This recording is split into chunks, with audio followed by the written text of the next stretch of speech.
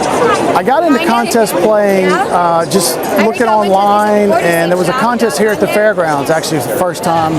God, it must have been 10 years ago. And so I'm coming to the fairgrounds anyway. So I decided I'm going to enter a contest. I knew absolutely nothing about the format, or I've never played a real contest like that before.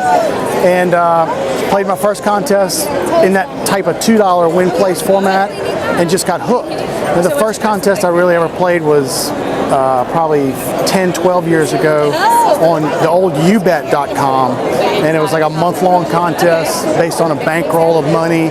The person that ends up with the most money at the end of a month wins, and I ended up finishing second and won a nice chunk of change, and that kind of hooked me on the whole contest thing. But until the internet really came around with their contest, I didn't start playing a lot until there were, places like Derby Wars and NHC Qualified and stuff like that.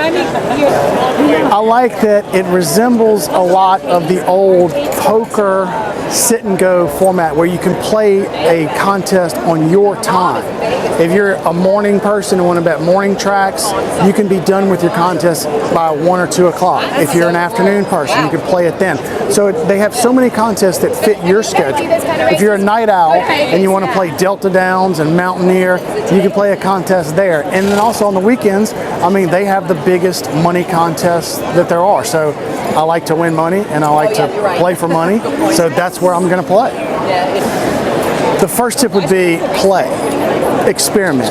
Play for small stakes, but learn how to play by playing instead of reading or reading blogs and stuff like that. Just go out there and put your money out there and learn how to play. Secondly, especially on a site like Derby Wars, you can see who the other players, or the better players, so to speak, are playing in a contest. Okay. So kind of like study who they pick and who they're playing, and that's going to give you an insight onto what prices they're playing and the value that they're demanding of their contest pick. So that would be the second one. The third one is, when you do play a contest, have a plan.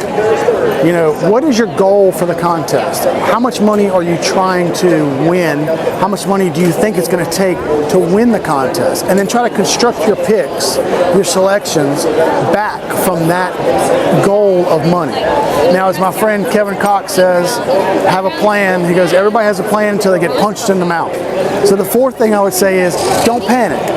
If it's a 10, 12 race contest and you miss the first 3 or 4 and the leader is way out in front, don't panic yet, because you still have plenty of opportunity to pick your selections that you think are going to win, rather than just stabbing and picking for long shots. So those would be my 4 tips for the newbie.